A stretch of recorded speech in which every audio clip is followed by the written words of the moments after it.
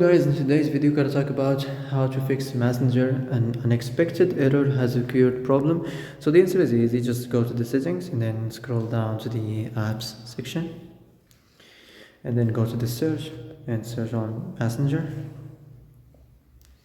Next, go to the storage, and here you will find this clear cache option. Click on it.